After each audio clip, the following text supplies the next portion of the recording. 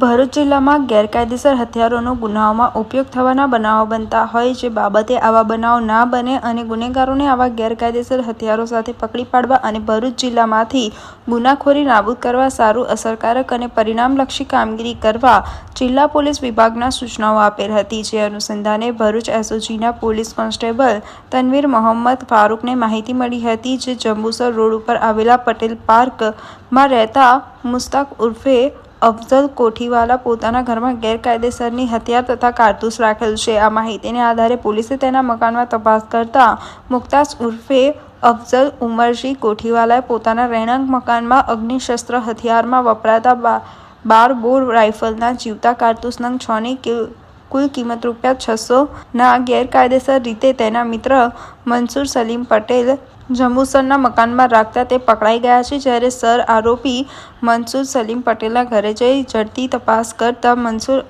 સલીમ પટેલ તેના મકાનમાંથી હથિયાર પરવાના વગર અગ્નિશસ્ત્ર ડબલ બેરલ 12 બોરની બંદૂક નંગ 1 કિંમત ₹25,000ની સાથે કુલ કિંમત ₹25,600ના મુદ્દામાલ સાથે પકડાઈ ગયા હતા। બંને વિરુદ્ધ કાયદેસરની કાર્યવાહી હાથ ધરાઈ છે।